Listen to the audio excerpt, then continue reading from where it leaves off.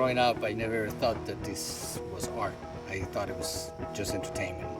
It took me a long time to understand that it was what other people consider art.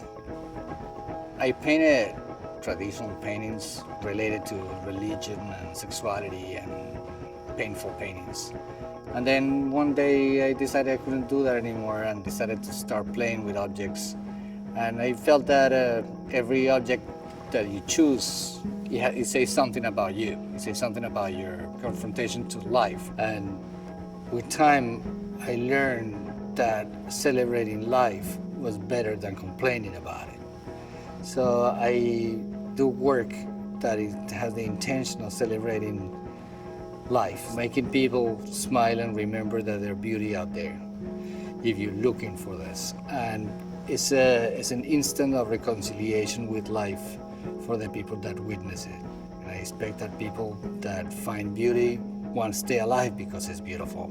I remember when I was young, I listened to Bach Sonata, and I remember it made me so happy to be alive because I heard that.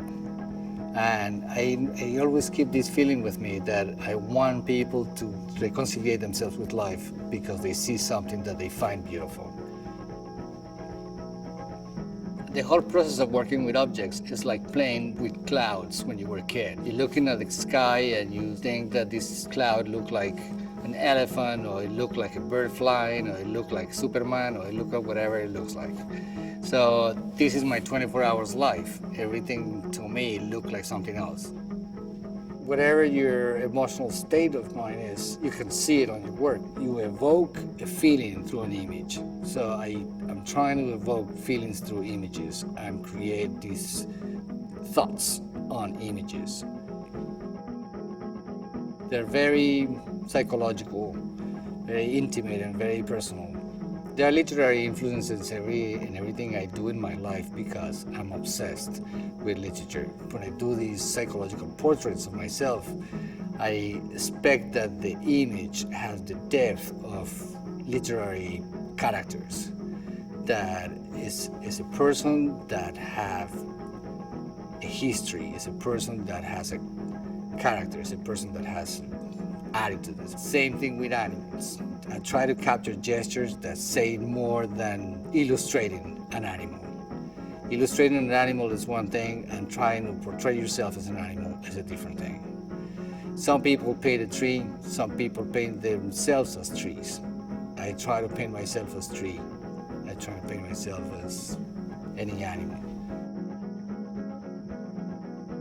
When I started working with objects, I started speculating about the intelligence invested on objects.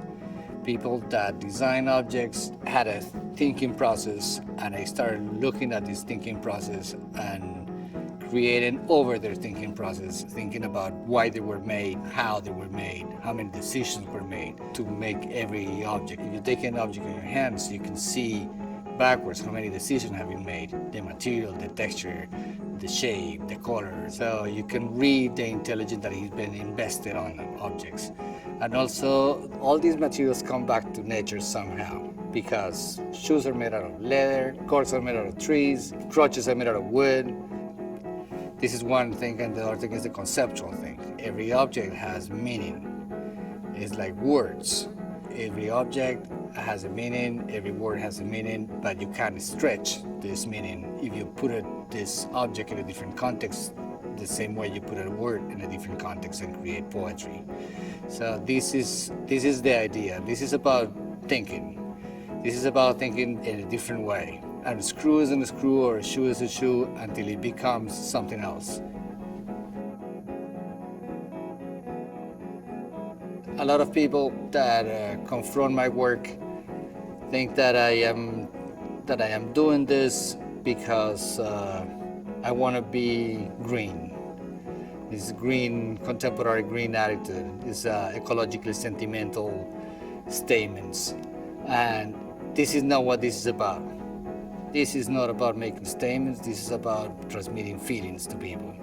I don't want anybody come to the show or come to my shows and say, oh, this guy is saying this and that. But to say, I came and I smiled and it was beautiful and I really like it and I felt really good.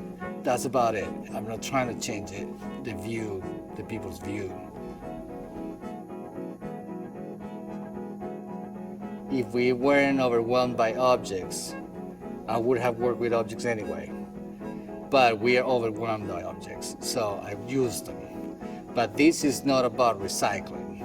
Recycling are solutions for the amount of objects that we produce and how to reuse them. I'm not teaching anybody how to reuse their objects. I'm teaching about thinking that it could be used. Not necessarily it could be used for this, but it could be used for something else.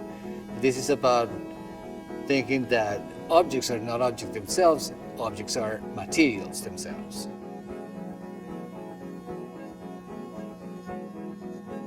I'm reversing the process.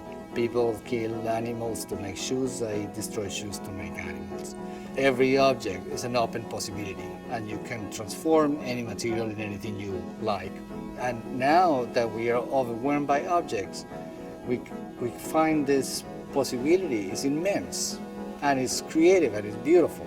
It's about rethinking reality. It's not a political statement in the sense that I'm not saving the world through this. I'm just trying to make beautiful sculptures and trying to make beautiful sculptures with things I have and things that have meaning for me and have meaning for other people, because objects have meaning for everybody.